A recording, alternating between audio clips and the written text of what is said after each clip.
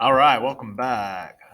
My sound was off. I don't even know if this thing's recording. Hope so. All right, anyways, welcome back. So today we are going to go over the effects of the French Indian War, what I gave you guys yesterday. We'll go over this. Um, honestly, we really don't even need to go through the reading. I know you guys have already done the reading because you're good students. So really, we're just going to kind of answer the questions. Not even, well, yeah, we're going to answer the questions. I need to fix this. There we go. We're going to answer the questions, but I'm just going to kind of give you some different interpretations, some different perspectives from what we talked about in today's in-person class, and we'll go from there. Okay. So the first question. I gave it to you after reading a little bit about how the French Indian War ended. First question. Do you think it was fair for the British government to tax the Americans in order to pay for soldiers who were protecting the American colonies? So you could have answered yes or no. So sorry, my nose itches. So how could you have answered no? Okay. Do you think it was fair for the British government to tax the Americans? No. Why?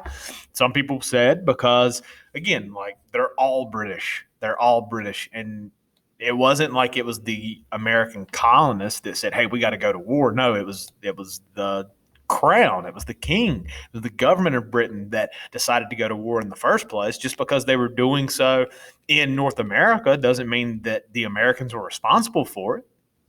Some people have said, yes, it is fair because, again, these this war is being fought in North America, and it is being fought in order to expand the colonies.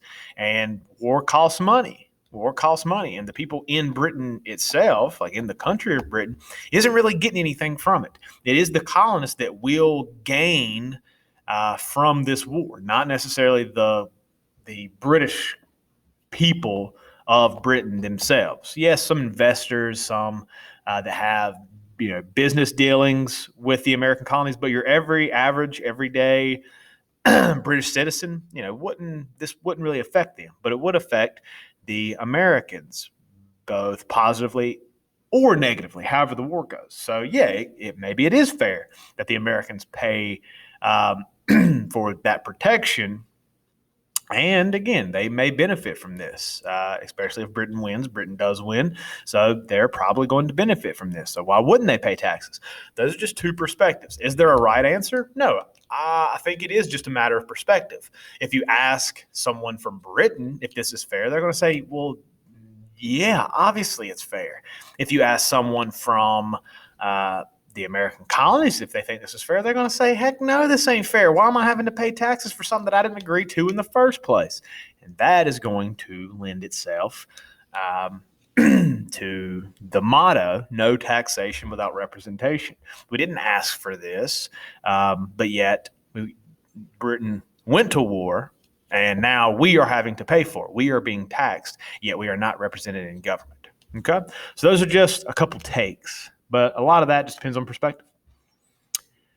All right, the second question. So the second question is about personal experience. So why did I ask you this question? Well, I asked you this question because here's the thing. History is about people.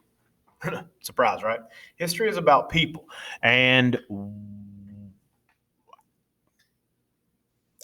people haven't really changed. I've said this before. People haven't really changed. What has changed is technology and maybe some interests, like cultural practices, but human nature has not changed. So when you have a or actually, hold on, before I even read that question. So your personal experience, what you know about humankind and life itself, rings true over time. Again, if it's technologically based, then yeah, there's going to be some differences. But when it comes just to disagreeing with somebody, things have not changed there. People have always disagreed with each other, and people have always fought. People have always had conflict. There's always conflict in your life right now. There is conflict somewhere, whether it be internal or external, whether it be with mom and dad, whether it be with your boyfriend or girlfriend, whether it be you just not wanting to get up for school, not wanting to get a job, not wanting to exercise when you know you should, not eating. All those are conflicts. All those are conflicts. There's always conflict. So the question here is when you have a disagreement, because again, There is a large disagreement between the American colonists and the British government. This is kind of setting the tone for what we're going to talk about here shortly. But when you have a disagreement, does everyone have the same ideas about how to resolve it? Again, this is personal question. So you could say, yeah, when I have a disagreement, everybody has the same ideas of how to solve it. Now, personally, I'm going to call you a liar because that is not true. But maybe it is sometimes, but not all the time. Most of the time, you have a disagreement. All right, let's say you want to go to Zaxby's, I want to go to Chick-fil-A. We have a disagreement. So how do we resolve this? Do we resolve it by coin flip? Maybe we agree to that coin flip. In that case, we have a similar idea of how to solve it. Maybe one of us wants to flip a coin. The other one says, no, that's not fair. We went to your place last time. We should go to my place this time. That's fair. Well, I would say, no, that's not fair because I really want Chick-fil-A. So fairness is out of the picture. And flipping a coin gives me a shot. But if we just go to Zaxby's, then I ain't even got a shot. So again, when you have a disagreement, does everyone have the same idea about how to resolve it? Most of the time, I would say no. Now that's just a small conflict. What chicken restaurant do you want?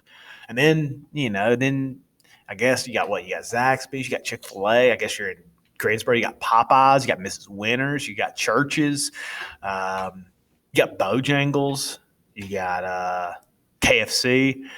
A lot of chicken out there. A lot of chicken. So which one are you going to go to?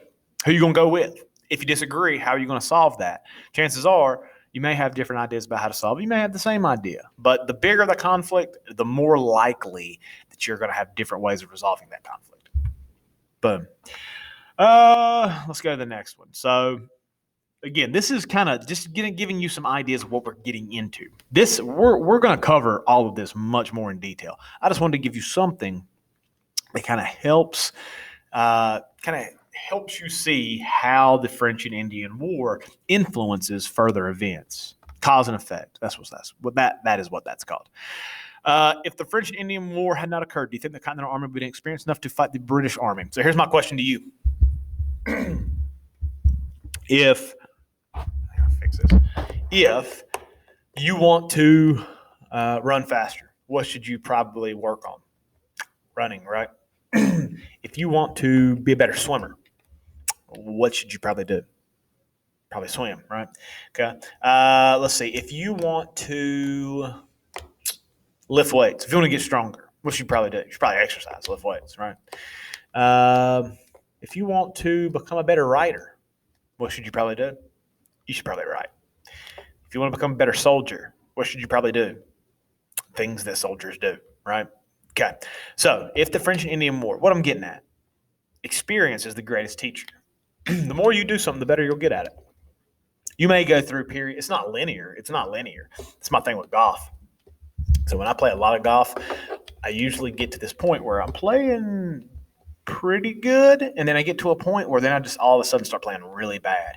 And so then that makes me want to play more because then I want to fix what I'm screwing up on, and then I play even more. And I guess I just develop those bad habits, and they get ingrained because I'm continuously making them. Then I get worse and worse and worse.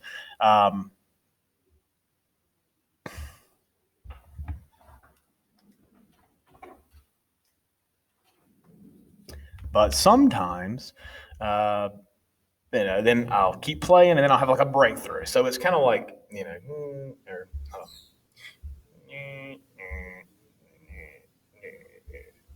something like that. That's progress. Progress is not linear.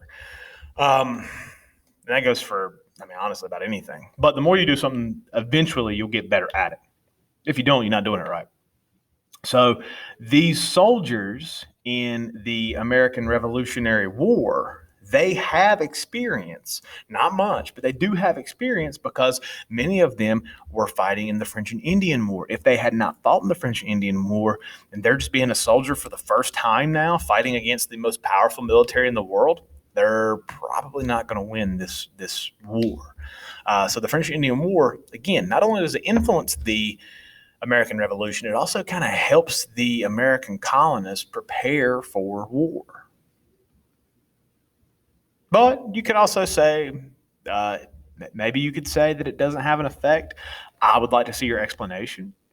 but I can't say you're wrong just without hearing your side of it. So it is what it is. Talks about, again, how the French, how they come into the American Revolutionary War, and how the French is our greatest ally, or is our oldest ally, I should say that. We have had some beef with France here and there, but not much. Not much. We have been on the same side as France in many cases. We have a lot of French words in America: croissant, ballet, buffet. That's all I got. All right. Anyway, so do you think revenge is a good reason for the French to join the American Revolution? I heard two different answers today. I heard yes, because this is a motivating factor. And the French, again, like they've been at war with Britain for years upon years upon years upon years upon years. They're not.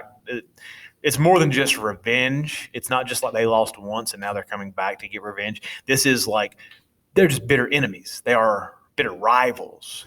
They are, you know, maybe they feel as if one cannot exist along with the other. So is revenge the only factor?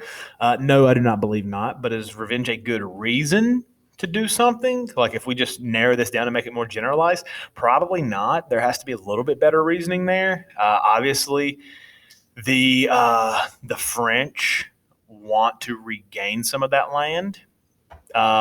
So is it just revenge? Probably not. There are other factors. But again, in itself, is revenge a good reason for the French to join the American Revolution? Probably not. But again, you can kind of take this different ways. Again, revenge is a dish best served cold. That has nothing to do with what we're talking about, but it's a quote. It's a cool quote. It's a quote you hear a lot. So we're going with it. Lastly, so after the French and Indian, the French and Indian War, the British, they draw up the proclamation line of 1763 that is supposed to be like reserved just for natives, and the American colonists are angry because they want to expand, right? They want to expand, but now they can't expand because now this British policy is in the way. But 20 years later, at the end of the American Revolutionary War, now these British policies don't matter no more because the British ain't around no more.